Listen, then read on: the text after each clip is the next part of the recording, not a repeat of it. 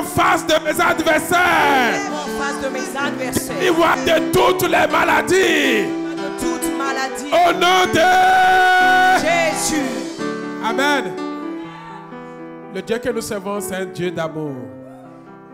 Ici, c'est écrit centre des disciples, amour et Unité. c'est pas l'amour de Dieu que Dieu guérit. Alléluia. Il n'y a rien qui peut empêcher ta guérison. Et l'amour dont nous avons besoin, quelqu'un dit power. Dis-le, onction divine. Onction divine. Amen. Qui est prêt? Qui est prêt? Je sais que c'est pour toi. C'est pour toi que ce programme a été édifié. Alléluia. Asseyons-nous dans sa présence. Amen. Quelqu'un dit église, nous sommes bénis. Dis-le que je suis béni aujourd'hui. Amen.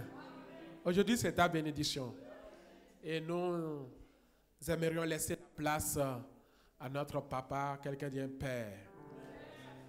Quelqu'un dit un père. Amen. Quelqu'un dit un père, un père, un père. Alléluia.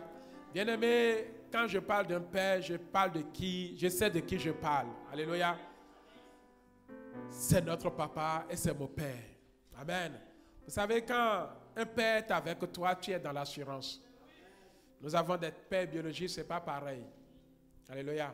Mais le père spirituel, c'est encore une autre dimension. Alléluia. C'est encore une autre dimension. Et ce ministère, c'est vraiment sa maison. Amen. Quand je dis un père, c'est un père, je suis un fils pour lui. Et à chaque fois qu'il descend, il m'appelle. Il me dit, mon fils, est-ce que tout va bien? Ton église, est-ce que ça va? En quoi je peux t'aider? Amen. Quelqu'un dit ça, c'est un père. Est-ce qu'il y a tout ce qu'il te faut pour avancer? Parfois, il vient et me dit, pasteur, juste pour te prévenir que je suis là, mais je ne suis pas dans ton programme. Amen. Là, ça, c'est un père. Il ne peut jamais descendre sans prendre des nouvelles de son fils. Amen. Et aujourd'hui, je sais que toi, tu seras béni. Non, tu n'as pas saisi. Aujourd'hui, je dis que moi, je serai béni. Alléluia. Et nous sommes vraiment honorés. Honorés aussi. J'aimerais quand même laisser le soin à notre papa de présenter aussi ses fils spirituels qui se sont déplacés pour venir honorer ce programme. Est-ce qu'on peut se lever? Est-ce qu'on peut se lever? Alors, j'aimerais que tu pries. J'aimerais que tu pries. Et tu vas demander que l'onction de Dieu descende sur moi. Amen. Tout ce que j'aimerais que tu dises cet après-midi, c'est de réclamer ton onction. L'onction de Dieu descend sur moi. Est-ce que tu peux commencer par implorer sa présence? Commence à prier que ton onction descende encore sur moi. Que ton onction descende. Commence à prier. Commence à prier. Tu peux prier, tu peux prier que l'onction de Dieu, que ton onction, que l'onction de la grâce, que l'onction de la dimension, que l'onction de la dimension puisse encore, yes Lord, descendre sur toi. Prie maintenant, prie maintenant, prie maintenant, prie maintenant, prie maintenant, prie maintenant. Seigneur, nous sommes présents pour recevoir de toi. Nous sommes présents pour recevoir de toi. Que ton onction descende, que ton onction descende. Que la gloire de Dieu se manifeste encore, Seigneur. Que ta puissance, Seigneur, se manifeste encore.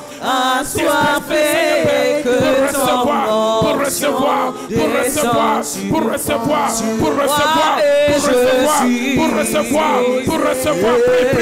Prie. Que l'onction de Dieu descende sur toi. Que l'onction divine descende sur toi. Que l'onction de Dieu descende sur toi. Que l'onction de Dieu descende sur toi. Onction descend sur moi. Mais bien aimés, nous sommes dans une nouvelle dimension. Et pendant que nous acclamons loin de l'Éternel, nous aimerions inviter notre papa, le bishop José Arnaud. Descend sur moi. Que ton onction descende sur moi. Que ton onction que ton onction descende sur moi. Que ton onction descende sur moi. Que ton onction, que ton onction, que ton onction, que ton onction, que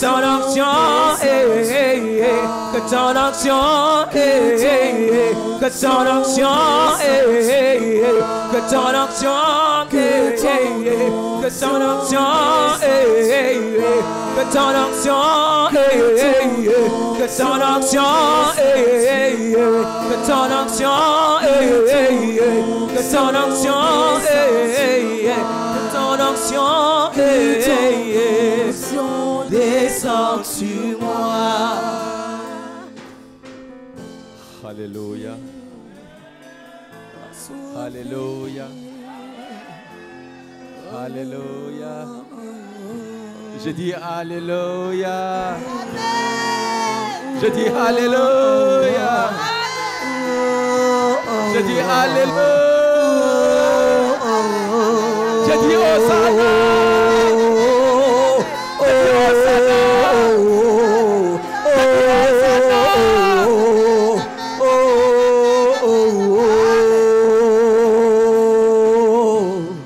Si tu sais que Alléluia, c'est un cri de victoire, alors donne un Alléluia qui va réjouir le cœur de Dieu ce matin.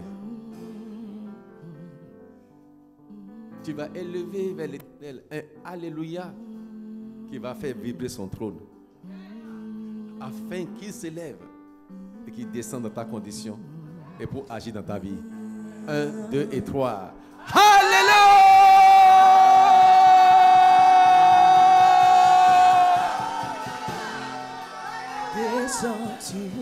En poussant Alléluia, il y a des chaînes qui se brisent dans ta vie. Il y a des maladies qui disparaissent dans ta vie. Il y a des problèmes qui sont solutionnés. Il y a des portes, alors jardins fermés qui s'ouvrent devant toi. Alors dis encore Alléluia. Alléluia.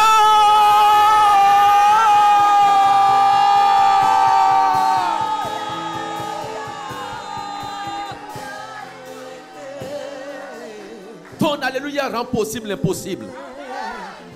Je dis ton Alléluia rend possible l'impossible. Ce que les hommes ont dit c'est impossible est déjà possible au nom de Jésus. Parce que ton Alléluia a fait lever Dieu. Parce que quelqu'un vient de réjouir son cœur. Alléluia. Alléluia. Quelqu'un vient alors de réjouir son cœur. Si Josué a fait pousser des cris vers l'Éternel et que alors les murailles aussi grandes que humainement parlant, personne alors ne pourra alors briser. Et ces murailles alors se sont brisées. Ton Alléluia ce matin va briser maintenant les chaînes. Alléluia!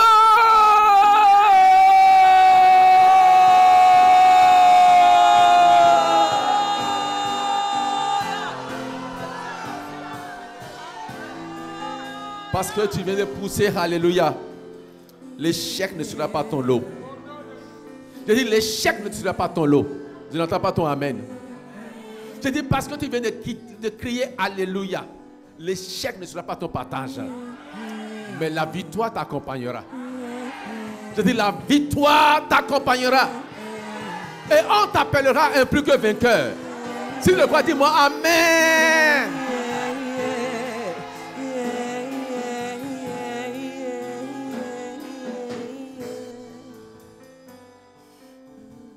Mon Dieu me charge de te dire qu'ils te feront la guerre, mais ils ne te vaincront jamais.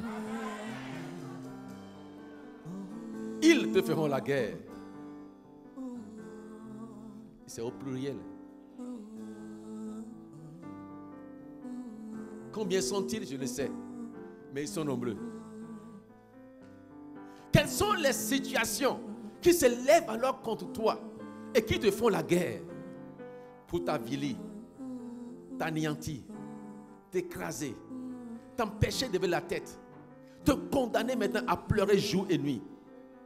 Mais ces situations ne vont pas t'emporter. Il y a quelqu'un, je m'en sortirai victorieux.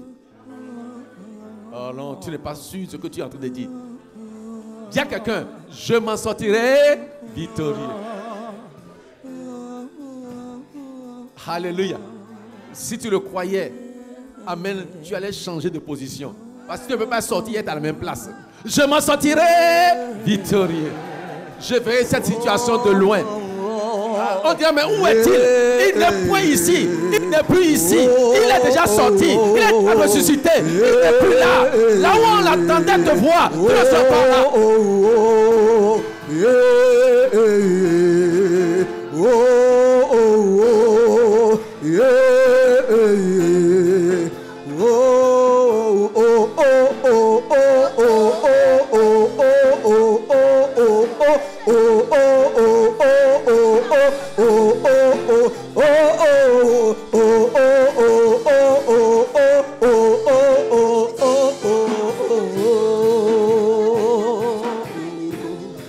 Alléluia.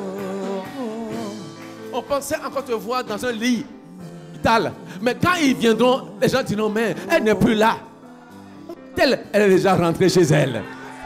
On pensait te voir dans une prison. Mais quand ils arriveront, on verra que maintenant, il n'est plus de la prison. La prison, alors c'était déjà ouverte. Et que tu es déjà sorti. Si tu le crois, dis-moi Amen. On cherche te voir parmi les célibataires. Mais on arrive. Mais il n'est plus là. Elle n'est plus là parmi les célibataires. Elle a alors maintenant rejoint le camp des mariés. Si tu le crois, dis-moi Amen. On pensait te voir parmi les chômeurs. Mais quand ils arrivent, on découvre que c'est un PDG de son entreprise. Je déclare, tu vas changer de position. Tu vas changer de dimension. Tu vas entrer dans une autre dimension.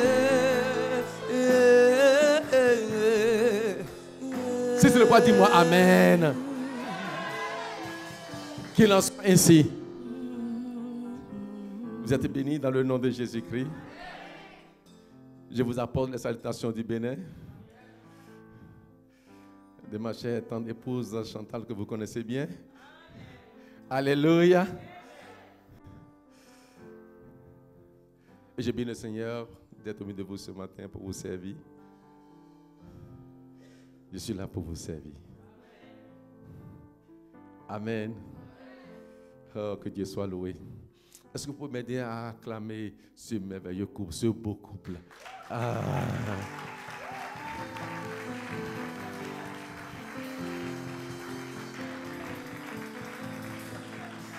Amen, amen, amen. Il semble que vous n'êtes pas content de ce que je vous demande d'acclamer. Est-ce que vous pouvez m'aider à acclamer ce merveilleux couple, cet excellent couple, ce glorieux couple?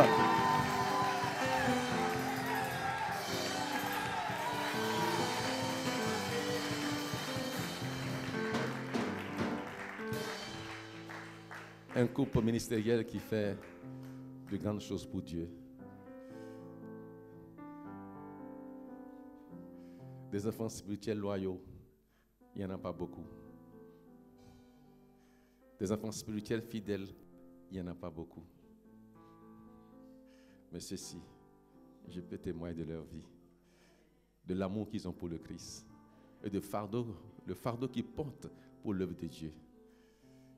Et ce qui brûle dans le cœur de voir l'œuvre de Dieu avancer, que le royaume des ténèbres soit maintenant dépeuplé et que le royaume de Dieu maintenant leur croisse. Et je déclare ce matin, vos efforts ne seront pas vains. Le Dieu qui récompense, il va vous récompenser dans le nom de Jésus-Christ. Alléluia. Je voudrais aussi que vous m'aidiez à célébrer la merveilleuse chorale.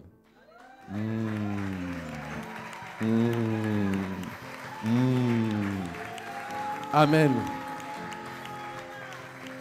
Et ma fille fidèle, parmi les anciennes générations, là, je la vois toujours au poste. Sois bénie. Alléluia. Amen. Beaucoup sont partis, mais elle est toujours là. Sois bénie pour ta fidélité et ton engagement dans ce ministère. Amen, amen. Et je voudrais maintenant que vous m'aidiez à acclamer ce merveilleux peuple.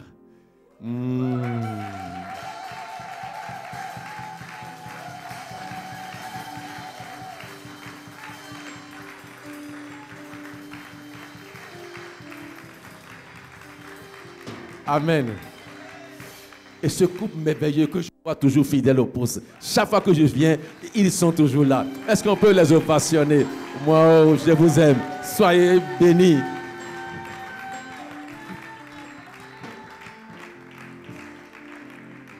Même quand il y a une rébellion au ciel, Satan a pu alors avoir avec lui un tiers. Il n'a pas pu avoir les 2 tiers. Donc même si les gens partent, il y aura toujours du reste. Il y a des gens qui vont vous aimer.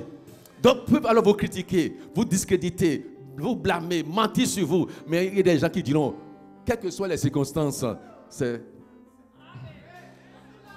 je suis toujours là. Je suis indétrônable. Amen. Alléluia. Il y a des enfants qui sont fidèles. Même si tout le monde part, ils ne partiront jamais. Parce qu'ils sont fils de la maison. Et ils sont là pour relever les défis. Alors acclamez maintenant pour vous-même. Demeurez bénis. Veuillez vous asseoir dans la présence de Dieu. Si on peut régler un peu mon micro, ça va m'aider. Amen. Je salue mon fils bien-aimé. Il y a fils d'un fils. Je vais nommer l'apôtre Rocher. Dossou.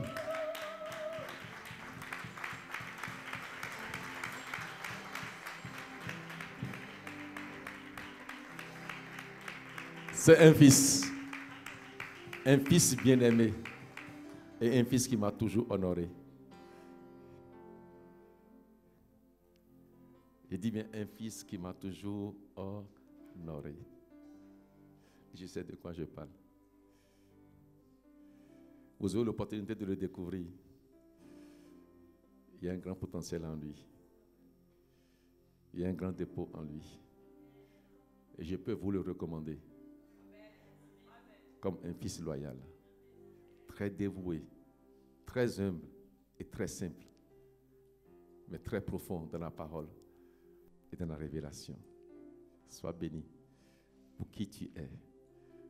Sois béni pour le dépôt qui est en toi. Et sois béni pour la grâce que tu portes, que tu transportes et que tu libères.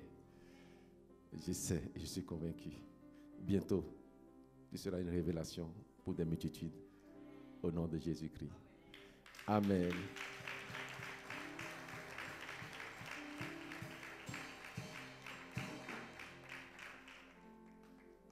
Alléluia.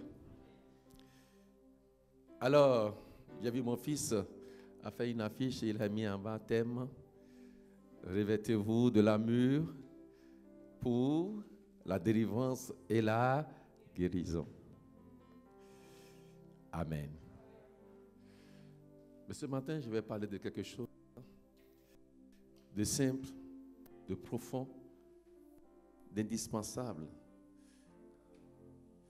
que beaucoup de gens aujourd'hui, je parle des chrétiens, prennent à la légère, mais qui est une âme redoutable que Dieu nous a accordée pour que nous puissions vivre une vie victorieuse sur la terre.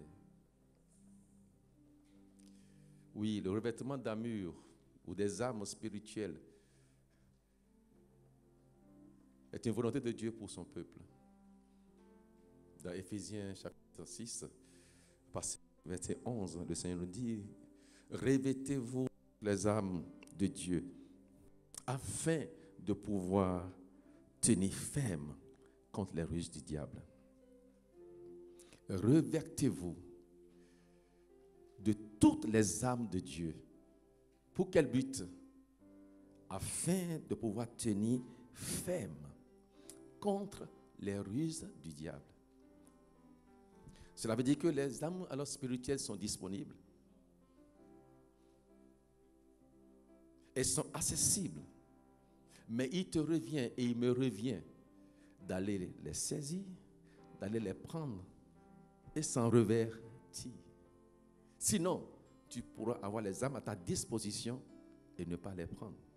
C'est comme le militaire qui a son arme. Et il dépose alors son arme à côté. Mais sachant que maintenant, il est alors sur un terrain de guerre. Et voilà que l'ennemi qui vient à l'improviste le surprendre. Le temps qu'il aille maintenant chercher alors son âme, l'ennemi l'a déjà abattu. Mais toi, tu ne seras pas abattu au nom de Jésus-Christ. Mais la Bible nous dit que nous sommes aussi des soldats de Christ. Et nous sommes en guerre. Et nous sommes en guerre. Il y a quelques années, le président de votre pays a dit, nous sommes en guerre. Alléluia. Il dit, la bête est là. Et la bête vient. C'est des paroles spirituelles que même beaucoup de chrétiens ne comprennent pas la portée spirituelle. Amen. Effectivement, nous sommes en guerre. Et la bête est déjà là. Et la bête vient. Et le Seigneur nous demande de nous revêtir de toutes les âmes spirituelles. Dit toutes les âmes. Ce n'est pas une seule âme. Amen. De toutes les âmes. Aujourd'hui, il y a guerre entre l'Ukraine et la Russie. Mais nous découvrons maintenant que des âmes sortent au jour le jour. Amen. Alléluia. Et il y en a alors qu'on n'a pas encore vu, qui vont encore sortir en fonction maintenant de la gravité du combat ou du niveau du combat. Revêtez-vous de toutes les âmes de Dieu et non alors les âmes humaines. Non, les âmes alors de Dieu. Donc Dieu a des âmes spirituelles qu'il a mises alors à la disposition de ses enfants. Afin maintenant alors qu'ils puissent tenir ferme contre les ruses du diable. Cela veut dire quoi? Dieu nous dit maintenant, il y a le diable qui est là. Amen. Et qu'il est enragé. La Bible dit dans Apocalypse chapitre 12, il est descendu vers vous, animé d'une grande colère, cherchant à dévorer. Et celui-là alors qui est descendu vers nous, il s'appelle alors le diable, le serpent enceint, le séducteur, l'accusateur des frères. Amen. Il nous fera la guerre. Mais il ne nous vaincra pas. Parce que ma Bible me dit, mais ils l'ont vaincu. Alléluia. On va le vaincre. Oh, tu sais pas comment il dit, on va le vaincre. Quels que soient ses assauts, tu vaincras. Ils l'ont vaincu à cause de quoi? Du sang de l'agneau. Et à cause de la parole de leur témoignage. Ce que ta bouche déclare, alors tu mangeras les fruits au nom de Jésus-Christ. C'est pourquoi la Bible déclare, dis la parole et la parole s'accomplira. Nous sommes en guerre. C'est vrai. Mais nous sommes dans le camp des gagnants. Dis à quelqu'un, je ne suis pas dans le camp des losers. Je ne jouerai jamais. Dis, je m'en sortirai victorieux. Et tu reviendras avec la tête de ton Goliath. Si tu le crois, dis-moi Amen. Tu reviendras avec la tête de ton Goliath. Alléluia. Revêtez-vous de toutes les âmes de Dieu. Donc il y a plusieurs âmes. Ce n'est pas une seule âme. De toutes les âmes. C'est à toi de chercher alors, quelles sont les âmes alors que Dieu a mis à notre disposition. Et les trouver toutes et les saisir. Étant revêtis. Afin de tenir ferme. Alléluia. Car nous n'avons pas à lutter contre la chair et le sang. Mais contre les dominations, contre les autorités, contre les princes alors de ce monde des ténèbres, contre les esprits méchants dans les lieux célestes. C'est pourquoi prenez toutes les âmes de Dieu afin de pouvoir résister dans le mauvais jour. Premièrement, c'était pourquoi? Pour tenir ferme contre les ruses du diable. Deuxièmement, pour résister. Alléluia. Pour résister. Et nous allons alors lui résister au nom de Jésus. Parce qu'il y a les jours mauvais qui vont venir. Amen. Il y a des jours mauvais qui vont arriver. Mais je prophétise maintenant sur l'autel de Dieu ce matin. Ces jours mauvais ne vont pas t'emporter. Alléluia. Ce tourbillon-là qui va souffler ne t'emportera pas. Si le tourbillon de Covid ne t'a pas emporté, alléluia, je déclare que les tourbillons qui affronteront prochainement ne t'emporteront point au nom de Nazareth. Tu vas les traverser au nom de Nazareth. Tu vas les traverser au nom de Jésus. Alors toi et moi, nous sommes appelés maintenant là à tenir ferme. Deuxièmement, à résister contre les ruses du diable. Alléluia. Après avoir surmonté. Alors tu surmonteras les obstacles. Alléluia. Tu surmonteras les obstacles. Tu surmonteras les barrières. Tu surmonteras les oppositions. Et tu iras de l'autre côté de la rive. Amen. Chaque fois que tu veux aller dans une autre dimension, attends-toi aussi à de grandes adversités. Chaque fois que tu veux aller à une autre dimension, attends-toi aussi à de grandes oppositions, à des adversités. Amen. Mais Dieu permet cela pour te montrer que tu n'es plus la même personne. Amen. Tu es en train de passer à une autre dimension. Amen. Oh, que le Seigneur soit glorifié. Juste alors, ceci c'est pour introduire mon message. Éphésiens 6, 11 à 13, c'est juste alors pour introduire mon message. Et maintenant, je vais aller dans mon message. Et c'est dans l'Ancien Testament. Je vais dans 1 Samuel chapitre 7. Alléluia.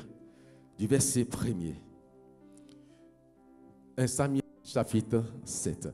Il est écrit, les gens de Kirjath-Jéarim vinrent et firent monter l'arche de l'Éternel.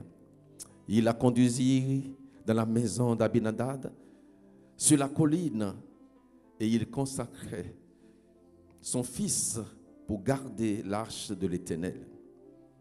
Il s'était passé bien des temps depuis le jour où l'arche avait été déposée à Kirjath-Jéarim. 20 années s'étaient écoulées. Alors tout le peuple d'Israël poussa des gémissements vers l'Éternel. Samuel dit à toute la maison d'Israël, si c'est de tout votre cœur que vous revenez à l'Éternel, ôtez du milieu de vous les dieux étrangers et les estatés. Dirigez votre cœur vers l'Éternel et servez-le, lui seul, et il vous délivrera de la main des Philistins. Que quelqu'un dise délivrance. Et les enfants d'Israël ôtèrent du milieu d'eux les Baals et les Astatés, et ils servirent l'Éternel seul. Dit service. Samuel alors dit, assemblez tout Israël à Mispa, et je prierai l'Éternel pour vous. Et ils s'assemblaient à Mispa. Ils puisèrent de l'eau et la répandirent devant l'Éternel. Et ils jeûnèrent ce jour-là en disant, nous avons péché contre l'Éternel. Et Samuel jugea les enfants d'Israël à Mispa. Les Philistins apprirent que les enfants d'Israël s'étaient assemblés à Mispa. Et les princes des Philistins montèrent contre Israël. À cette nouvelle, les enfants d'Israël eurent peur des Philistins. Dis à quelqu'un, pourquoi tu as peur? C'est les ennemis que vous voyez aujourd'hui, vous ne les verrez plus. Oh, je crois que tu as dit très fort, amen. Dis à quelqu'un, pourquoi tu as peur? Les ennemis que tu vois aujourd'hui, qui t'effraient, qui te tourmentent, je vais alors t'annoncer une bonne nouvelle. Tu ne les verras plus. Alléluia. Il dit à Samuel, ne cesse point de crier pour nous à l'Éternel, notre Dieu, afin qu'il nous sauve alors de la main des Philistins. Je déclare sur quelqu'un, la main maléfique, la main destructrice, qui alors s'appesante sur toi, cette main sera paralysée au nom de Nazareth. Tu ne la verras plus. La main d'échec, la main de la maladie, la main de la pauvreté, la main maintenant lors du célibat, la main maintenant du chômage, qui est sur ta vie. Et partout où tu passes, tu cherches un emploi, mais trouve point. Je déclare, cette main sera paralysée au nom de Jésus. Et Samuel prit alors un agneau de lait. Et il l'offrit alors tout entier en holocauste à l'Éternel. Il cria à l'Éternel pour Israël. Et l'Éternel les exauça. Dit Dieu les exauça. S'il a exaucé, il va aussi t'exaucer. Pendant que Samuel offrait l'holocauste, les Philistins s'approchaient pour attaquer Israël. L'Éternel alors fit retentir en ce jour son tonnerre sur les Philistins et les mit en déroute. Il fut battu devant l'Éternel. Verset 11. Les hommes d'Israël sortirent de Mizpa, poursuivirent les Philistins et les battirent jusqu'au-dessous de Beth-Car. Samuel alors prit une pierre qu'il plaça alors entre Mizpa et Shem, et il appela du nom de Eben-Ezer, en disant, jusqu'ici l'Éternel nous a secourus. Dit Eben-Ezer. Oh, quelqu'un entrera dans son Eben-Ezer au nom de l'arrête. Quelqu'un va expérimenter le secours de Dieu. Quelqu'un va expérimenter la délivrance de Dieu. Si c'est toi, dis Amen. Quelqu'un va expérimenter la bonté de Dieu, la grâce de Dieu, la faveur de Dieu, la guérison de Dieu, la délivrance de Dieu, la restauration de Dieu. Quelqu'un va vivre maintenant l'excellence de Dieu dans sa vie. Quelqu'un va entrer alors dans son mariage. Quelqu'un va entrer dans sa promotion. Quelqu'un va dis-moi Amen. Je déclare, l'heure de ton Ebenezer est arrivée. Ainsi les Philistins furent humiliés, dit humiliés. Alléluia. Et il alors ne vint plus sur le territoire d'Israël, car la main de l'Éternel fut contre les Philistins pendant toute la vie de Samuel. Gloire à Dieu. Alors ce matin, je vais parler d'une âme spirituelle que Dieu nous a donnée, qui a une puissance redoutable. Souvent, nous chrétiens, nous ignorons. 2. Et ceux alors qui connaissent cette âme ne l'apprécient pas à sa juste valeur. 3. D'autres connaissent alors cette âme, mais ne lui accordent pas l'importance qu'il faut. Et cela les amène maintenant à ne point jouir de la grâce et de la bénédiction qui découle alors de cette âme. Et ce matin, je vais parler de vivre, amen, la grâce de la délivrance et de la guérison par la puissance de l'autel. Dis autel. Dis encore autel. C'est une âme redoutable, une amie redoutable que Dieu nous a donnée.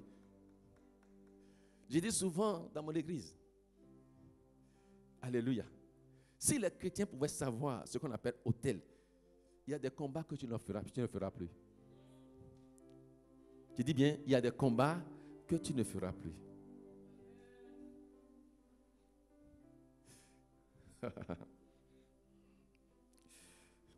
J'ai tellement enseigné sur les autels. Et j'ai un livre que je suis en train d'écrire sur les autels. Aujourd'hui, dans mon assemblée, je ne me gêne plus. Si vous allez sur Facebook, vous allez voir comment est-ce que alors vraiment les gens occultes, ils viennent sur l'autel, ils parlent seulement et viennent témoigner après. Ah, le Dieu de cet autel est redoutable. Le Dieu de cet autel m'a fait tellement. Ils n'ont pas besoin de venir chez moi que je prie, non. Ils vont prier sur l'autel seulement. Et l'autel alors parle en leur faveur. Et ils ont tellement compris aujourd'hui la notion d'autel et la puissance de l'autel. Et il y a alors des gens qui viennent faire des sacrifices sur l'autel comme ça. Des fois, on vient, on trouve alors un enveloppe mignon sur l'autel. On ne sait pas qui a déposé. Et ils partent. Et après, ils viennent témoigner. J'ai fait tel sacrifice sur l'autel et Dieu m'a secouru. Eben-Ezer. Alléluia.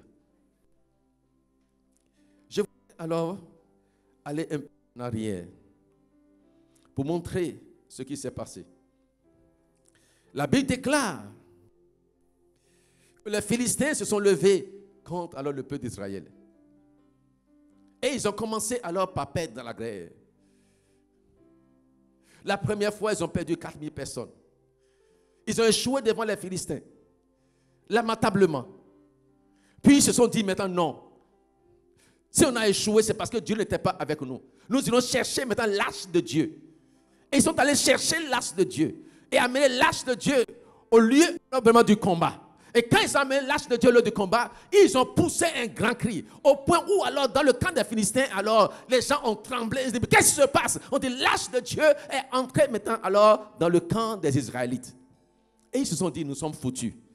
Car, si, alors, l'Égypte et toute son armée n'ont pas pu résister devant, alors, ce peuple, car nous avons entendu toutes les choses, alors, qu'ils ont faites, alors, à l'Égypte. Et comment est-ce que les Égyptiens ont été engloutis? Si l'arche alors vient au milieu d'eux, c'est que alors nous sommes perdants.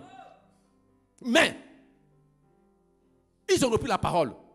Et ils ont dit non. Mais prenons courage. Même si l'arche est là, allons-y. Et je vais dire à quelqu'un, même si alors tu vois que alors la situation va en ta défaveur et que alors tu n'as plus de force, je voudrais que tu prennes courage. C'est voilà pourquoi Dieu a dit à Josué, fortifie-toi et prends courage. Parce qu'il sait qu'il est en guerre. Et qu'il y a des ennemis qui vont se lever contre sa vie. Mais pour vaincre l'ennemi, il faut d'abord être alors vraiment armé de courage. Une armure très importante, redoutable pour vaincre le diable. Ma Bible me dit, ils ont dit, non, il faudrait qu'on puisse se fortifier. Et qu'on soit courageux et que nous partions.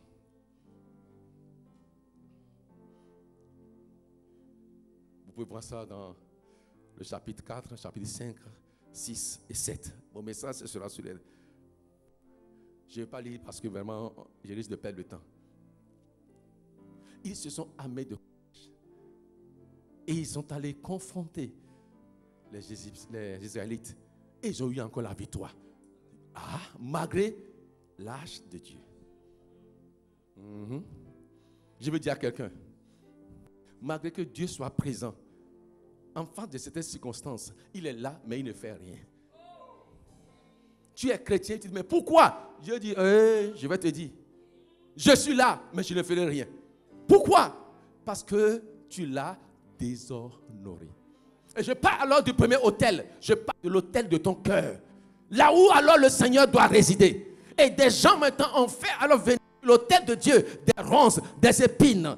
Au point où alors l'autel est profané. L'autel de ton cœur est profané. Et les choses viendront, Dieu ne réagira pas. Parce que quoi? Tu l'as déjà déshonoré dans ton cœur. Et tout le temps tu dis, chrétien, pourquoi? Et Dieu dit non, moi là, tu es déshonoré, tu es disqualifié. Ma Bible me dit que Dieu n'exauce pas le pécheur. Amen.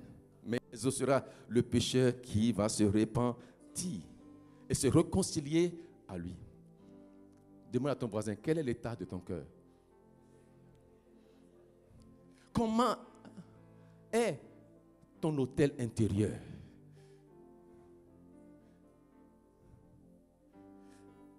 Bien-aimé dans le Seigneur, ma Bible me dit que l'autel de Dieu, dans le temple de Dieu à Siloé, là où Anne est arrivée, a parlé à Dieu, et Dieu a ouvert le ciel, a résolu son problème. Elle a eu alors son Samuel.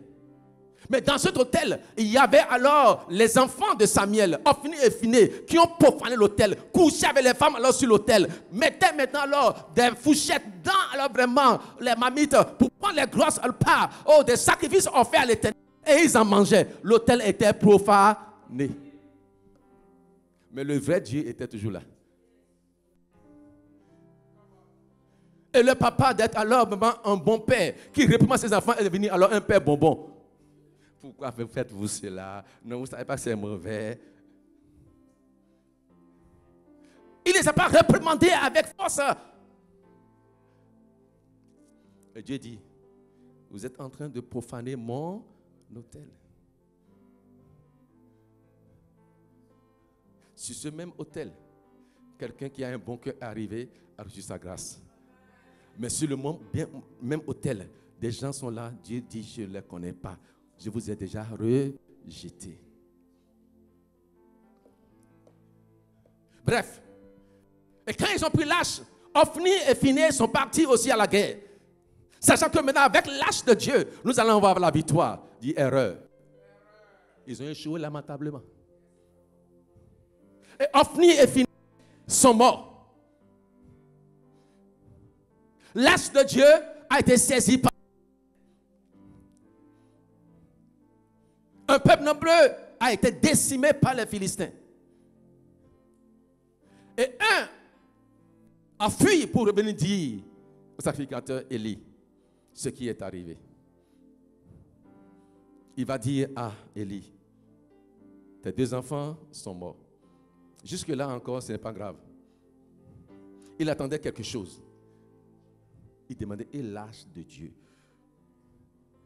On dit, l'arche de Dieu aussi a été saisie. Et on dit, lorsqu'il a entendu que l'arche de Dieu a été saisie par les Philistins, il était âgé comme 18 ans. La Bible dit, à la renverse, et aussitôt il est mort.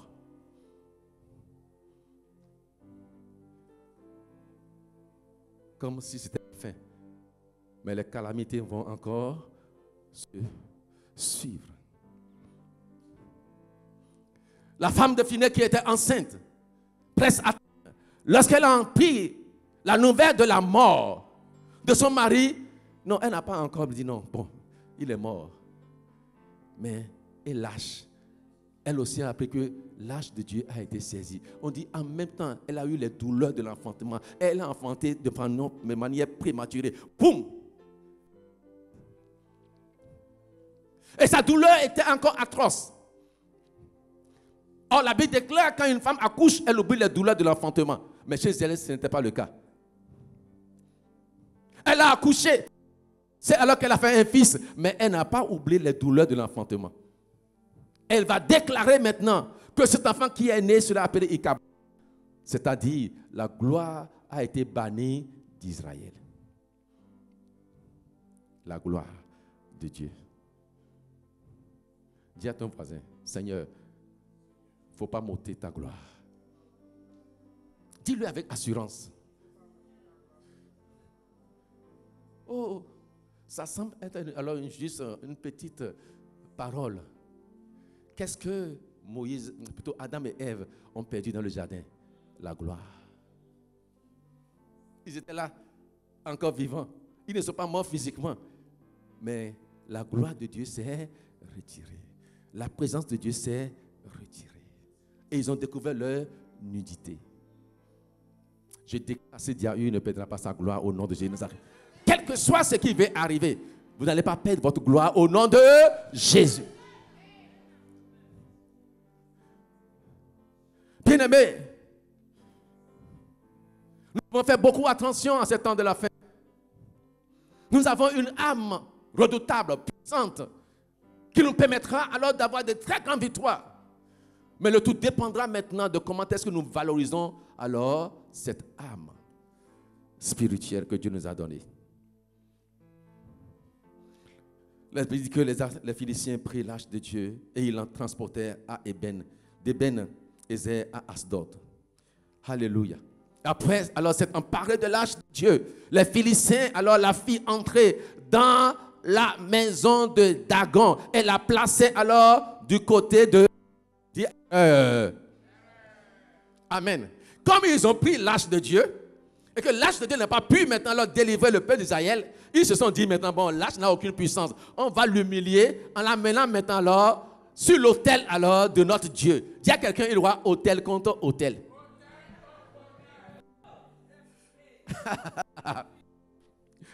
Est-ce que je peux vous parler?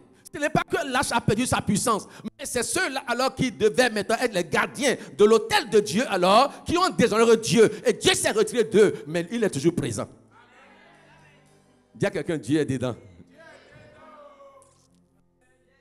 Et quand ils ont amené alors l'arche de Dieu dans le temple de Dagon, à cause de Dagon, le lendemain ils sont arrivés, Dagon alors s'est trouvé par terre. Ils ont dit, ah, c'est quoi? Ils l'ont redressé. Il dit, ok, ça c'est entré en matière. Nous allons maintenant aller à une autre dimension. Ils l'ont redressé, repositionné. Dit maintenant, Dagon, alors, toi là, tu es notre Dieu. Tu es le plus grand sur alors la terre philistine. Montre-moi et démontre-moi ta puissance. Le hache là n'a aucun pouvoir. Il était présent, on les a vaincus. Donc il ne peut pas alors te vaincre toi. Si nous nous appuyons sur toi, comment est-ce que maintenant on les a vaincus et l'arche viendra te vaincre toi ici? Non, redresse-toi. On dit ok. Le lendemain, ils sont arrivés, qu'ils soient à terre. Cette fois-ci, c'était la débandade. On dit la tête était de côté, les bras de côté, les deux jambes de côté. Il restait seulement le tronc. Dis à quelqu'un, hey, le Dieu que tu adores, il est redoutable. Dis à quelqu'un, le Dieu que j'adore est un Dieu redoutable. Est-ce que je peux communiquer à quelqu'un? Je ne sais sur quel hôtel on a amené alors ton esprit. Je ne sais sur quel hôtel on a amené ton nom. Je ne sais sur quel hôtel maintenant on a apporté maintenant ta destinée. Mais je me tiens sur l'hôtel de Dieu vivant. Le Dieu de cet hôtel se lèvera. Et il va les vaincre au nom de Jésus. Non seulement ils seront vaincus, mais leur hôtel sera brisé. Leur hôtel aussi sera brisé. Alléluia. Le lendemain, quand ils sont arrivés, les Asdodiens, alors qu'ils étaient de bon matin, trouvaient que Dagon était étendu face contre terre. Il doit être face contre terre, il va s'humilier devant toi au nom de Nazareth. Devant l'arche de l'Éternel. Il prit Dagon et il le relevait et le mit encore à sa place. Le lendemain encore, s'étant levé de bon matin, il trouvait que Dagon était étendu la face contre terre. Devant l'arche de l'Éternel, la tête alors de Dagon et Dieu. Alléluia. Et ses deux mains plutôt étaient alors abattues. Dis, ses mains sont abattues. Les mains par lesquelles alors il était en train de te sévir, de te détruire, les mains alors disparaîtront. Les pieds qu'il aidait à courir derrière toi, les pieds sont partis. Il ne pourra plus te poursuivre. Il ne pourra plus se lever. Non, il ne pourra plus. Alléluia. Les mains et les pieds, tous les alors étaient brisés. Il ne restait que le tronc.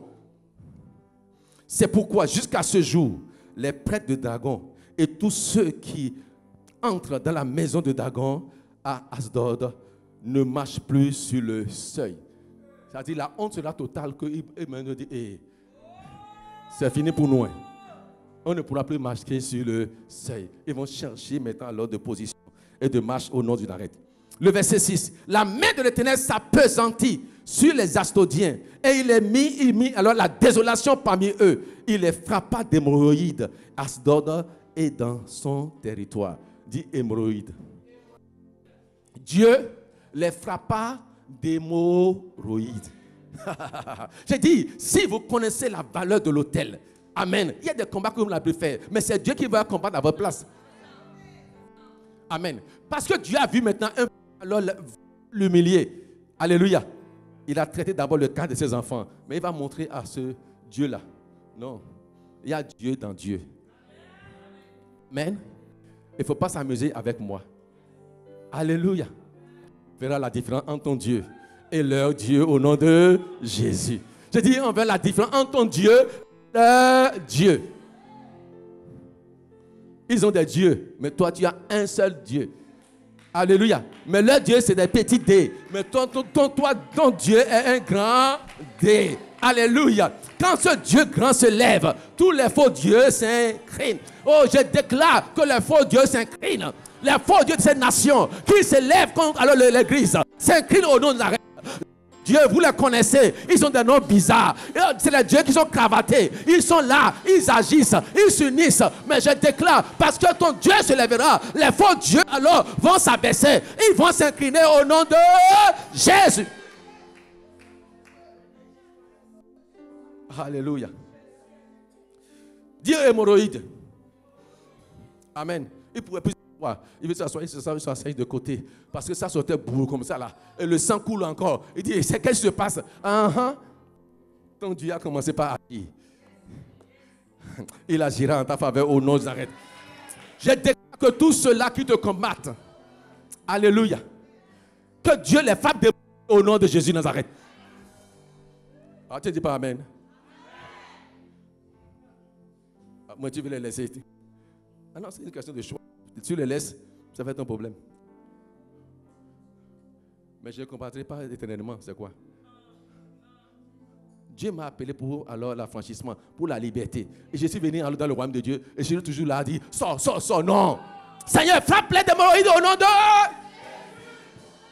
Qui leur donne à faire et qui t'oublie. Amen. Mais si tu te laisses là, ils vont te fatiguer jour et nuit. Amen. Dieu se lèvera pour toi. Voyant qu'il en était ainsi, les gens d'Asdod disent, l'arche de Dieu d'Israël ne restera pas chez nous, car il appesantit sa main sur nous et sur Dagon, notre Dieu. Hey, c'est eux-mêmes qui ont ouvert leur bouche. Ce qu'on a amené ici, là, hey, ça nous crée des malheurs. Hein? On croyait que maintenant on a arraché leur puissance et qu'ils sont vaincus. Maintenant là, ce n'est pas eux qui travaillent, hein, mais c'est la chose qu'on a amenée là qui est en train de nous détruire. Ah non, cette chose ne restera plus dans notre maison. Il faut qu'il parte. Il faut qu'elle parte. Alléluia. Est-ce que je peux prouver sur quelqu'un? Ce que quelqu'un t'a arraché de force et qu'il a amené dans sa maison, cette chose va le détruire au nom de Dieu. Ce qui est à toi, que quelqu'un t'a arraché, croyant que maintenant il t'a déjà maintenant dévalisé, il t'a détruit, la chose là qu'il a arrachée parlera en ta faveur. Et cette chose alors le détruit ou la détruit au nom de Jésus. Quelqu'un a pris ton mari, se réjouit. Oh, c'est sa destruction qu'il amène dans sa maison au nom de Nazareth. Quelqu'un a pris ton argent, il t'a dévalisé. Dans la joie, oh, je l'ai escroqué. Je déclare, ce qu'il a pris dans sa maison sera ta destruction au nom de Nazareth. Quelqu'un t'a volé quelque chose de précieux, la chose parlera en ta faveur. Accord de l'autel sera sa destruction au nom de Jésus. Non, il dit non, l'arche ne restera plus ici. Il fit alors chercher et assembler auprès d'eux les princes des Philistins. Et il dit, que ferons-nous de l'arche de Dieu d'Israël? Les princes alors répondirent, que l'on alors transporte l'arche à Gad, l'arche de Dieu d'Israël. Et ils alors ont transporté l'arche du Dieu d'Israël. Mais après alors qu'elles eurent transporté, la main de l'Éternel fut sur la ville et il y eut une très grande consternation. Il frappa les gens de la ville, depuis alors le petit jusqu'au plus grand. Et il y eut alors éruption d'hémorroïdes. Donc partout où on amène l'arche, Dieu frappe et il y a hémorroïdes. Partout où on amène l'arche, il y a problème. Alléluia. Partout où l'arche arrive, il y a problème. Aussi, ils envoyaient l'arche maintenant de Dieu. Où? À Écron. Lorsque l'arche alors de Dieu entra alors dans Écron, les Écroniens poussaient des cris en disant, on a transporté chez nous l'arche pour nous faire mourir, nous et tout notre peuple. Je ne sais pas alors ce qu'ils t'ont pris.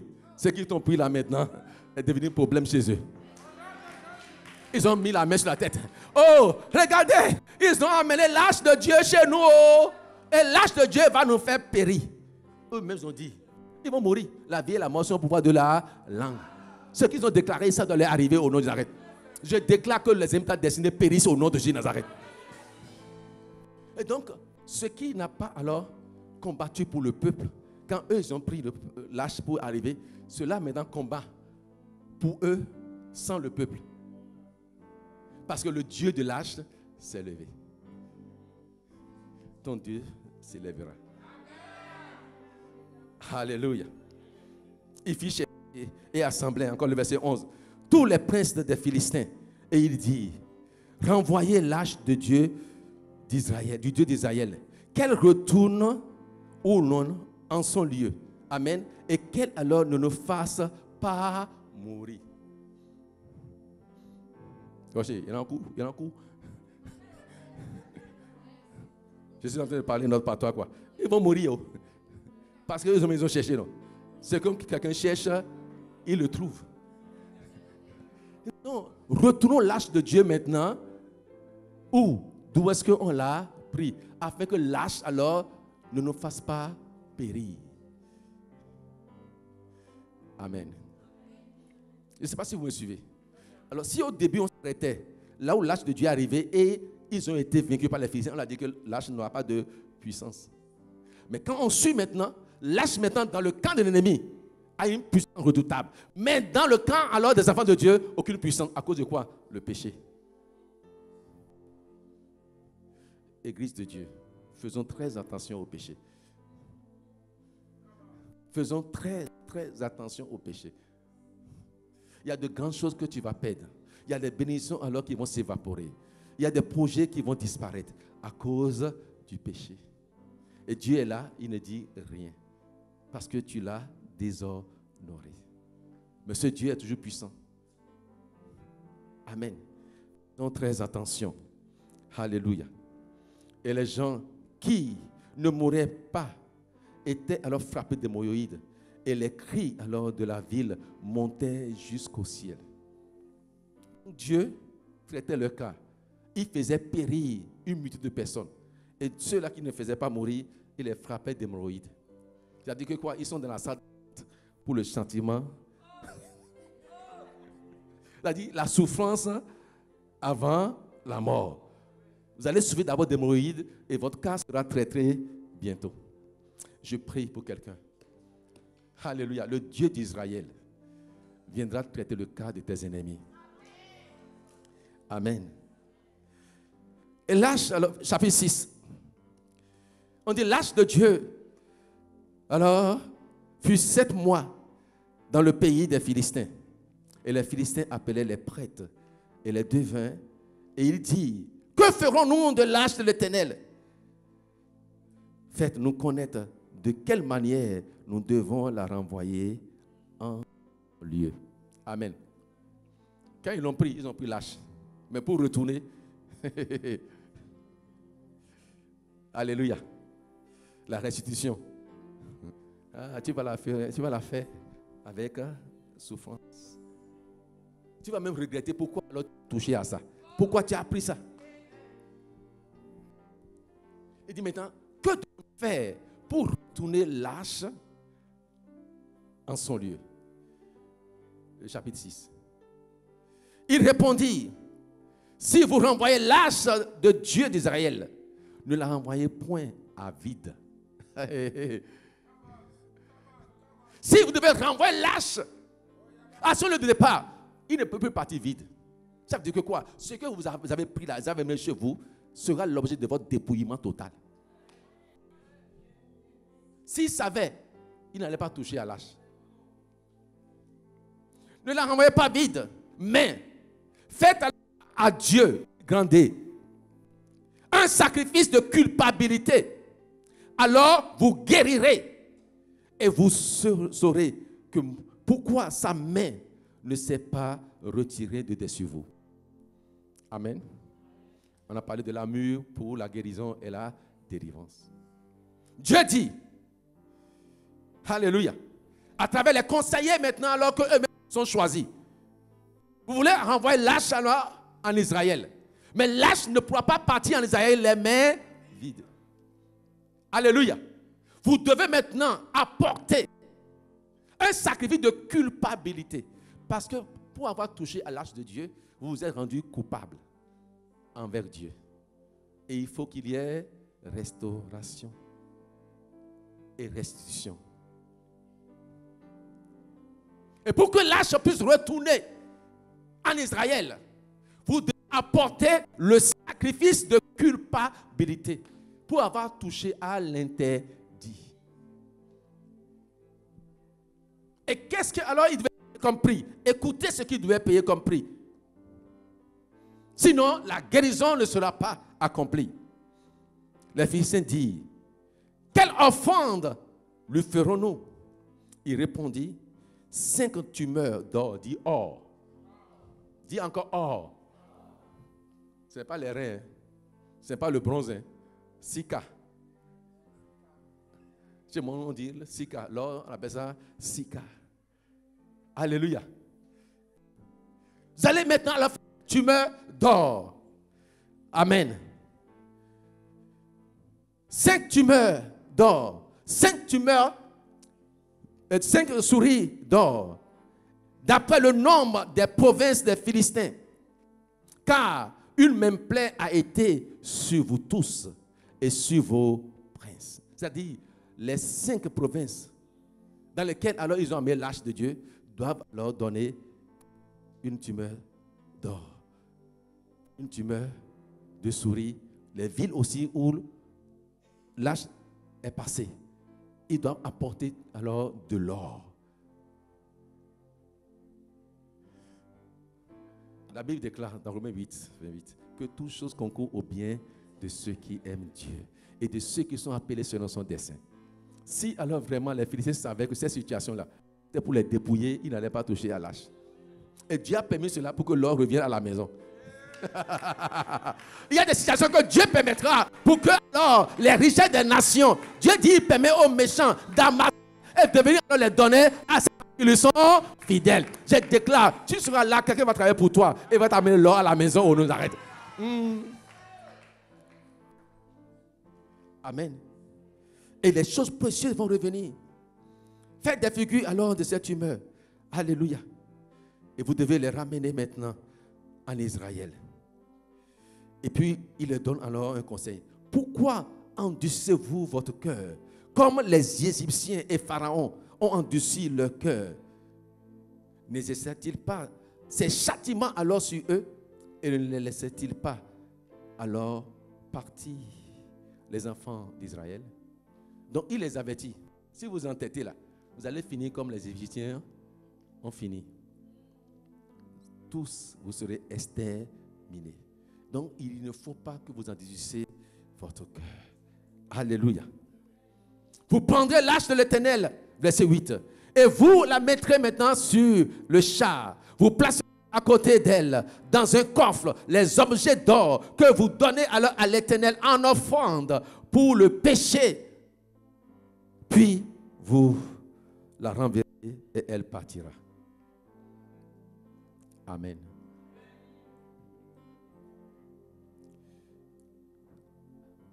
Ils vont renvoyer l'arche, pas à vide, mais ils vont la renvoyer avec les choses précieuses. Avec de l'or. Amen. Bien-aimés, il dit que quand ils vont faire cela, la guérison sera possible. Il y a des choses qui se passent dans nos vies. Et Dieu aussi permet pour nous ouvrir des yeux sur certaines choses. Un jour, j'avais une situation. Dieu me dit, va avec tel sacrifice sur l'autel de tel homme de Dieu et va offrir ce sacrifice. C'était beaucoup d'argent, plusieurs millions. Et puis je raisonnais avec Dieu, Seigneur, moi je connais cet homme de Dieu. On a même alors vraiment vu sur les même hôtel, on a prêché. Pourquoi tu me dis, il dit, va là-bas. Il dit, mon fils, il n'est pas ton collègue. Il dit, Dieu m'a dit, dis simplement Clément, il n'est pas ton collègue. Il est ton père. Va l'honorer. Apporte alors ce sacrifice sur l'autel. Son autel. J'ai obéi. J'ai pris l'avion, je l'ai appelé, j'ai dit non, je veux vous voir. Il me dit viens. Je suis allé. J'avais préparé déjà là où je vais rester. Mais j'ai découvert à l'hôpital, il a envoyé alors des gens, plutôt je dis, à l'aéroport. Il a envoyé des gens maintenant venus me chercher. J'ai dit à la personne qui devait me prendre pour m'amener là où je devais rester, vas-y, je préfère. L'autre dit non, je ne te laisse pas. Tu dois rester alors chez moi. Bon, il dit accompagne-moi. Donc on est parti. Dès qu'on est arrivé, il me dit amenez-le alors dans sa chambre. J'ai dit bon, maintenant l'histoire est terminée, vas-y. Je ne peux pas m'opposer à lui. Amen. Puis, le jour alors où je suis allé déposer alors le sacrifice sur cet autel, il dit alors mets-toi à genoux. Il a alors mis sa main sur ma tête et Dieu a ouvert ses yeux. Il a commencé par donner une vision que Dieu m'avait donnée pour laquelle je disais que ce n'est pas possible. Comment cela sera-t-il possible? Humainement parlant, je ne vois pas comment cela sera possible. Et Dieu lui montre exactement la vision. Et il me dit, Dieu, alors, le charge de me dire, ça, il le veut pour moi. Et cela va se réaliser. Amen. Qu'est-ce qui a permis que ces yeux s'ouvrent? D'abord, mon obéissance et la puissance de l'autel qui a reçu le sacrifice. Amen.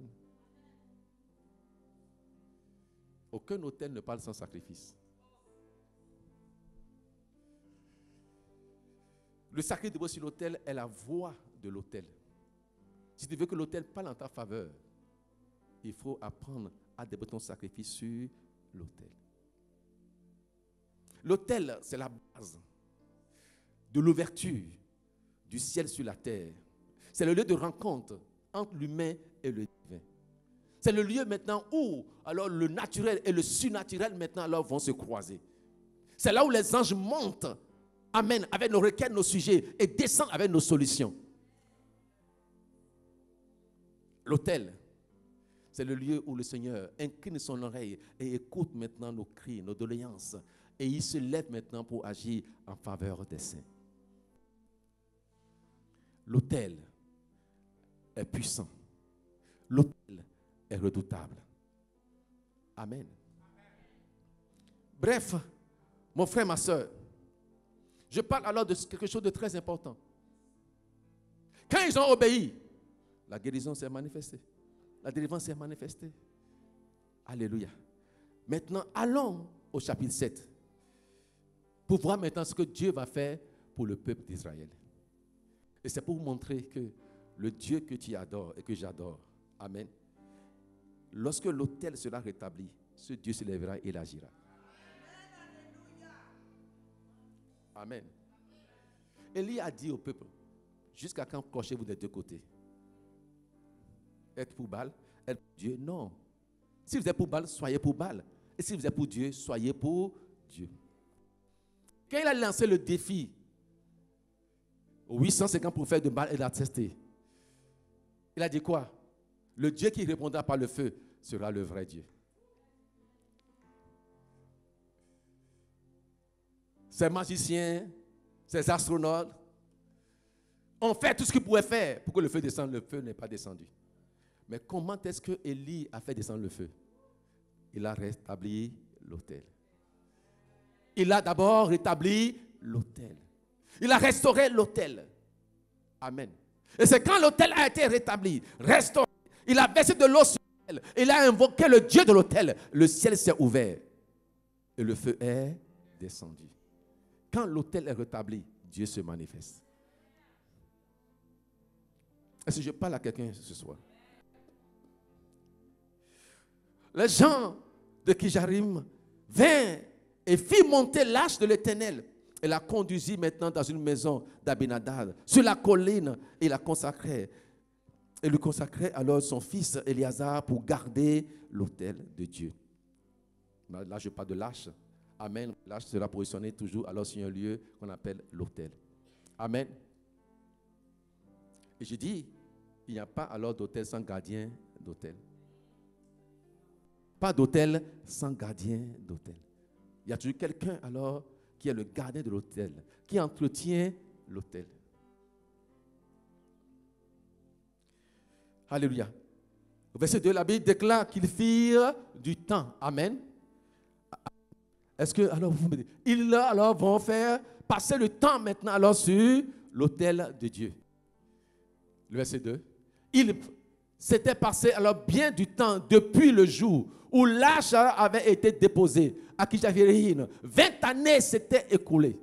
Alors toute la maison d'Israël poussait des cris de gémissement vers l'Éternel. Amen. Psaume 34, verset 7 dit quoi?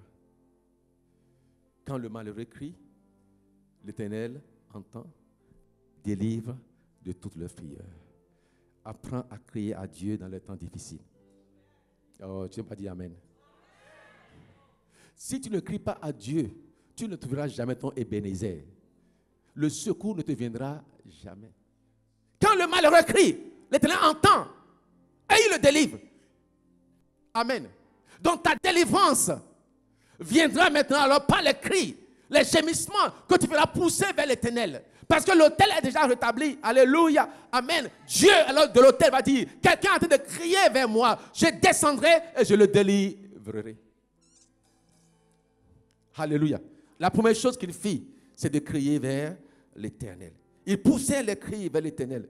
Alors, toute la maison d'Israël poussait des gémissements vers l'Éternel. Samuel dit à toute la maison d'Israël, si c'est de tout votre cœur que vous revenez à l'Éternel. Ôtez du milieu de vous les dieux étrangers, les Astartés. Dirigez alors votre cœur vers l'Éternel et servez-le lui seul. Et il vous délivrera de la main des Philistins. Tout à l'heure, il a dit quoi? Restituez l'autel et Dieu vous guérira. Ici, il dit maintenant alors, la délivrance pour le peuple d'Israël dépendra de quoi? Amen. Il dit, ôtez du milieu de vous les dieux étrangers. Donc, qu'est-ce qui a fait que alors l'âge était là et l'âge ne faisait rien? Parce que alors, leurs mains maintenant alors, ont touché ce qu'il ne fallait pas toucher. Ils avaient avec eux encore les dieux étrangers, Astartés, et les choses alors sont encore avec eux. Au lieu de servir le vrai Dieu, ils ont commencé par servir des faux dieux. Il m'a dit maintenant, retournez vers l'Éternel, ôtez les faux dieux du milieu de vous. Amen. 2, servez maintenant l'Éternel. Donc la première chose, c'est de crier à Dieu. Dieu a entendu et Dieu a parlé par son prophète. 2, ôtez du milieu de vous alors tout ce qui est abomination. 3, servez l'Éternel de tout votre cœur. Alléluia. Est-ce que vous voulez que Dieu intervienne dans votre vie? Et si alors vous le faites, la délivrance sera possible. Les enfants d'Israël ôtaient alors du milieu d'eux les Baals et les Astartés et ils servirent l'Éternel. Dieu va encore parler par son prophète. Maintenant, assemblez-vous, tout Israël, à Mispa. Et je prierai l'Éternel, vous. Et ils s'assemblaient à Mispa. Ils puisèrent de l'eau. Et la répandit alors devant l'Éternel. Et ils jeûnaient ce jour-là en disant, nous avons péché contre l'Éternel. Samuel jugea les enfants de Dieu à Mispa. Amen. 4e chose, ils jeûnaient pour se repentir. La repentance. Amen. La totale repentance. Que j'appelle maintenant le rétablissement de l'autel de ton cœur.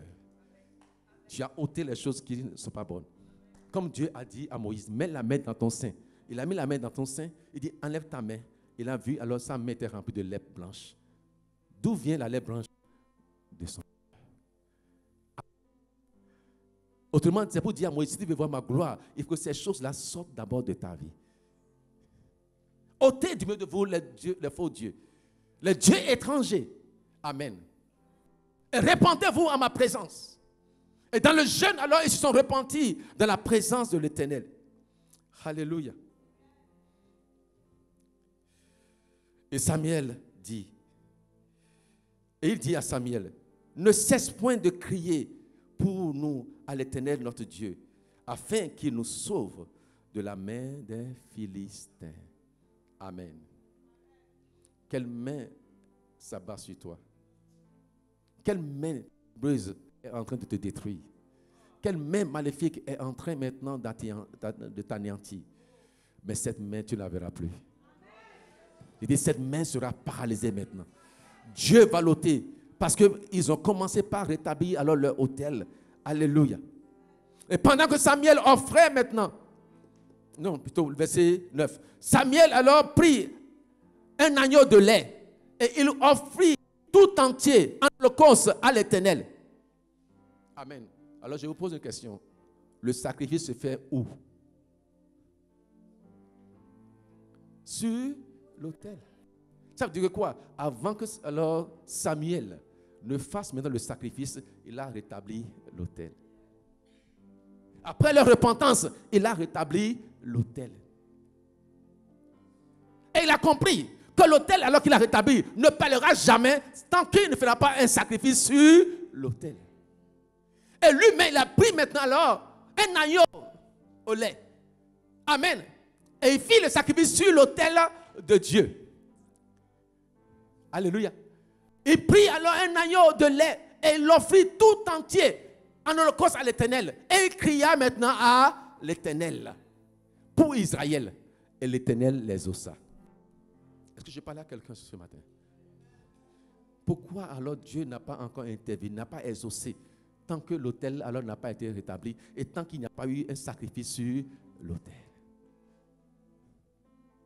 Si vous comprenez ce que c'est que l'autel et que vous activez l'autel de Dieu, amen, les autels familiaux qui vous combattent ne pourront plus vous combattre. Est-ce que je veux parler à quelqu'un? Beaucoup de chrétiens aujourd'hui qui sont nés de nouveau, qui parlent en langue, mais il y a encore des autels de famille qui parlent alors contre eux, qui gardent leur destinée. Pourquoi? Parce que toi, pendant eux, ils font des sacrifices de bœufs sur l'autel. Toi, tu es incapable alors d'apporter 5 € sur l'autel de Dieu. Le sacrifice parlera. Je ne sais pas si vous comprenez. Le peuple d'Israël était en guerre contre un peuple ennemi. Quand il a vu qu'il perdait la guerre, il a pris son fils aîné, doit être alors son héritier. Il l'a égorgé sur l'autel. Quand Dieu a vu le sacrifice qu'il a fait, on dit une odeur est montée vers Dieu. La puissance de l'autel, pas le sacrifice qu'il a fait sur l'autel. Si toi et moi nous sommes sauvés aujourd'hui, c'est pas quoi? Dieu lui-même, ayant vu maintenant le diable qui s'est déchaîné pour pouvoir décimer le monde entier, il dit non, l'autel de ce que j'ai le de son fils, il a immolé sur l'autel pour que l'humanité soit sauvée. Mon frère, ma soeur, si nous comprenons cela, je dis il y a des combats que tu ne feras plus. Mais l'autel combattra pour toi. L'autel combattra pour toi. Dès que Samuel a fait cela, amen, Dieu a exaucé. Parce qu'une bonne odeur s'est levée de l'autel, est montée vers Dieu. Quelqu'un l'a provoqué, quelqu'un l'a suscité. Il s'est levé de le trône. Il dit maintenant, je descends pour agir en faveur de mon peuple. Je déclare, Dieu se lèvera pour toi et il combattra pour toi. Au nom de... Pendant que Samuel offrait l'holocauste, les Philistins s'approchaient pour attaquer Israël. L'Éternel alors fit retentir en ce jour-là son tonnerre. Est-ce que le peuple d'Israël a combattu? Bien, lisez. Pendant que Samuel offrait l'holocauste, pendant, les Philistins alors s'approchaient pour alors encore les faire périr, pour alors les attaquer. Amen. La Bible déclare, l'Éternel fit retentir au milieu des Philistins son tonnerre. Ce n'est pas le tonnerre des hommes, le tonnerre de Dieu. Et les Philistins alors, il est mis en déroute et il fut battu devant Israël. Je déclare, le tonnerre de Dieu va maintenant retentir dans le camp des ennemis et ils seront battus à jamais. Parce que tu as rétabli l'autel de Dieu, Dieu va agir en ta faveur. Son tonnerre va alors retentir dans le camp de tes ennemis. Je dis bien, si vous commencez alors la notion d'autel et que vous avez l'autel, il y a des combats que vous n'avez plus faire. Est-ce qu'ils ont combattu? Rivateur est en train de faire le sacrifice pendant. Ce n'est pas après. Ce n'est pas des jours après. Pendant. Et Dieu a commencé par agir. Ils entendent beau, beau, beau de l'autre côté. Et ils ont pris la fuite. Ils les ont poursuivis et ils les ont exterminés. Je déclare, parce que l'autel sera rétabli, les ennemis destinés seront poursuivis et seront détruits au nom de Jésus. Il y a des combats que tu ne feras plus. Dieu combattra pour toi. Il dit là, non, ça c'est mon fils. Parce que son sacrifice parle en sa faveur. Il y a une voix qui monte d'elle. Amen. Qui dit, il mérite alors que tu lui fasses cela. Écoutez-moi. Le peuple d'Israël, amen. Les anciens d'Israël vont témoigner de l'officier romain. C'est un païen.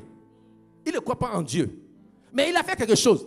Il a bâti alors un temple, une synagogue. Il a bâti un hôtel où les enfants de Dieu viennent adorer. Et quand alors son serviteur avait des problèmes, ils sont allés vers maintenant alors Jésus pour dire Jésus, son serviteur est malade, mais il mérite, quel mérite alors un païen a? Il dit, il a fait quoi? Il dit, notre synagogue est l'hôtel où nous adorons. Ton nom, c'est lui qui a bâti. Jésus dit, et à l'instant même, ton serviteur est guéri.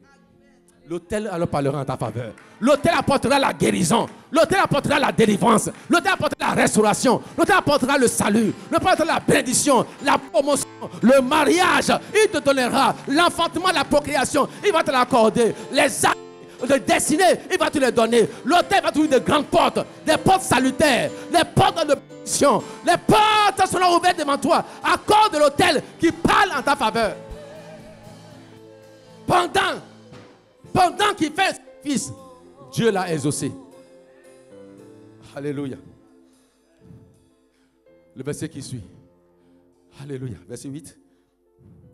C'est 8, non? Alléluia. Où est-ce qu'on était? L'enfant d'Isaïe. C'est le 9. Maintenant, 18. Samuel a le pris. Il l'a fait sur l'autel, oui. Et pendant qu'il l'a fait, non, le verset 11. Les hommes d'Israël alors sortis de Mispa. Amen. Poursuivi les Philistins. Et il les battit jusqu'au-dessous de Beth-Car. Quand l'autel a été rétabli et que le Dieu de l'autel s'est levé, les enfants d'Israël maintenant sont sortis et ils ont commencé à... Là où tu avais échoué hier, quand l'autel sera rétabli, tu réussiras au nom de Nazareth. C'est là où tu avais la défaite hier. À cause de l'autel qui parle en ta faveur, je déclare maintenant alors, tu auras la victoire. Amen. Mes ennemis qui t'avaient maintenant décimé, mes ennemis qui t'avaient combattu et ont été victorieux, à cause de l'autel qui a été rétabli, les ennemis les poursuivent et tu vas les exterminer. Si de quoi, dis-moi Amen. Alléluia. Ils les ont poursuivis. Ils les ont battus. Amen.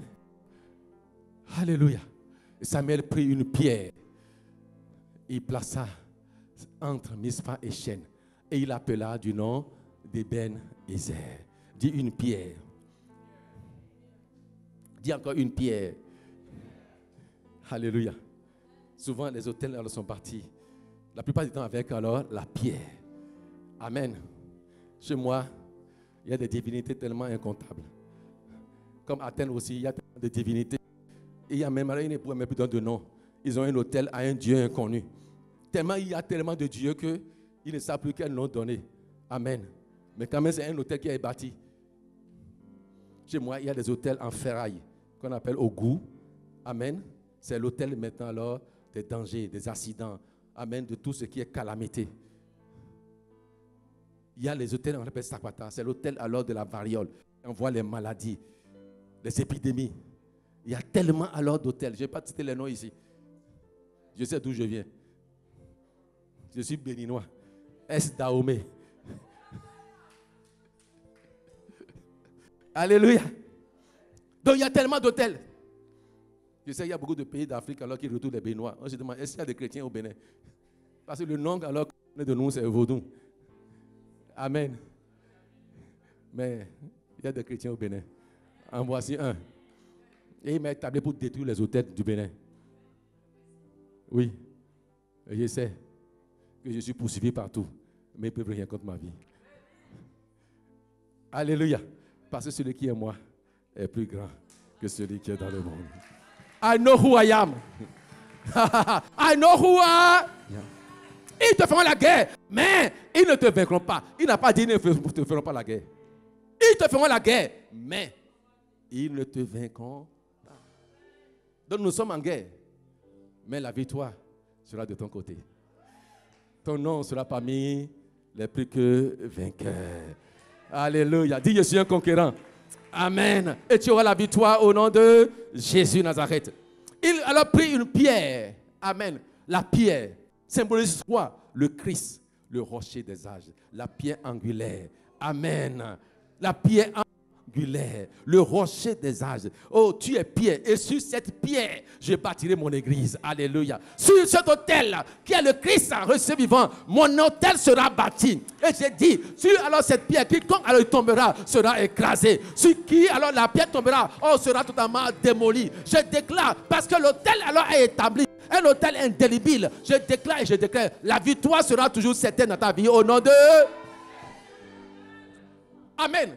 Donc là, la pierre, là, c'est pour bâtir un autel. Et chaque autel a un nom. Abraham a bâti un autel. Il a appelé quoi? Jéhovah Jireh. L'autel du Dieu qui pourvoit. Amen. L'autel du Dieu qui pourvoit. Jacob a dit, mais ce lieu est redoutable, je ne le savais pas. Amen. L'autel sur lequel alors le ciel s'ouvre et les anges montent et descendent avec des solutions. Amen. Il prit alors une pierre, il plaça entre Mispa et Chêne. Et il appela alors du nom de Eben-Ezer, en disant, jusqu'ici, l'Éternel nous a secourus. Le secours de Dieu ne fera pas défaut. Le Seigneur va te secourir. Voilà pourquoi David a dit ceci, Dieu est pour moi un refuge, un appui et un secours qui ne manquera jamais dans la détresse. Je suis en train de finir. Il est pour moi un refuge, un appui et un secours qui ne manquera jamais. Je vais dire à quelqu'un, quelles que soient alors les calamités, les intempéries, les situations difficiles, le secours de Dieu ne manquera pas. Même si alors il reste alors une seule seconde pour que le diable fasse son forfait, Dieu viendra et va te secourir. Écoutez-moi bien. L'ennemi alors a décapité Jacques. Jean-Baptiste, ils ont réglé alors son problème. Pierre a été pris. Et on s'apprête aussi à pouvoir le zigouiller. Il est mis en prison. Amen. Et la Bible dit, pendant qu'il était en prison, il était très serein. Amen. Pas de panique. Et il dormait même. Sachant que demain, ce serait alors la fin. Mais l'église était là-bas, sur l'autel de Dieu, en train d'intercéder en faveur de Pierre. Amen. Et pendant que l'église priait sur son autel, dans le temple, dans la maison de Dieu, la Bible déclare, Dieu a envoyé son secours. Les anges alors sont descendus dans la prison, ont ouvert toutes les portes, ont dit, Pierre, sors. Je dis à quelqu'un, oh, le secours de Dieu viendra. À un moment même, alors tu ne t'attends pas du tout. Parce que alors c'est la fin. C'est là où le secours de Dieu sera manifeste. Dieu alors va vous secourir dans les situations les plus difficiles au nom de... J'ai vu le secours de Dieu tellement dans ma vie. Amen. Je suis passé seulement devant des choses. Ma maison a été brûlée totalement, il ne restait rien du tout. Consumé. Les seules choses qui restaient, c'est les vêtements qu'on avait sortis. Et j'étais en train de prêcher pendant que le diable brûlait ma maison. Mais, ma fille, qui avait alors vraiment, en ce moment-là, elle n'avait même pas encore 1 an, qui dormait, avant, alors que l'incendie ne commence, elle s'est réveillée. Et notre domestique est parti alors la prendre. Elle est sortie de la chambre pour arriver au salon. Et puis elle entend, boum, dans la chambre, le feu. Mais le diable alors a consumé le matériel. Mais il n'y a pas eu alors de perte de vie humaine. Dieu a secouru. Je suis passé par l'accident mortel. Le véhicule irrécupérable. Mon épouse et moi, avec mon fils aîné, on est sortis tous checkés. Les gens disent, mais où sont ceux qui étaient dans la voiture? On dit, mais les voilà. On dit, c'est pas possible. Pendant que alors, il devait avoir la collision. Les 2 voitures qui venaient contre nous comme ça. Quand les voitures s'approchent de nous, les gens alors ont dit eux-mêmes, on ne commande pas, c'est pas possible. Sur la route alors de Cotonou-Boycon, cette route-là où on ne peut pas rouler. Les mêmes véhicules qui venaient alors nous heurter, les véhicules-là se sont retrouvés encore dans le sens alors d'où ils venaient, l'un après l'autre. Comme ça, on dit, mais comment possible? On a nous, mais comment est-ce qu'on retourne encore à Boycon? Comment cela est-il possible? Dieu a alors empêché la collision et ma voiture est allée dans le décor. Il dit, tu ne mourras pas. Vivras. Tu ne mourras pas. La délivrance est possible. La guérison est possible. Par la puissance de l'autel qui est rétabli, restauré, des choses grandes se feront. Je le prophétise, je le déclare, je le décrète, je le certifie. Ainsi soit-il au nom de... Tu entreras dans ton Ebenezer. Je suis en train de finir. Tu entreras dans ton Ebenezer, le verset 13. Alléluia. Tu entreras dans ton Ebenezer. Donne-moi le verset qui suit. Oui, c'est fini. Alléluia. Si les Philistins furent humiliés, tes ennemis seront humiliés à jamais au nom de Nazareth. Et ils ne viennent plus maintenant là sur le territoire d'Israël. Ils ne viennent plus sur ton territoire. Ils ne viennent plus dans ton travail. Ils ne viennent plus dans ta maison. Ils ne vont plus s'approcher de toi. Non, zone interne. Dieu de la maison est redoutable. C'est le Dieu qui envoie le tonnerre dans le camp de l'ennemi. C'est le Dieu qui envoie alors le Moïse dans le camp de l'ennemi. C'est le Dieu qui tue les ennemis. Sans combat, il les extermine. Ils ne viennent plus dans ta maison. Ils vont regretter d'avoir touché à ton bien. Ils ont regretté d'avoir touché à tes enfants. Ils vont regretter d'avoir touché à ton emploi. Ils vont regretter d'avoir pierre dans ta maison. Je dis ce matin, ils vont regretter.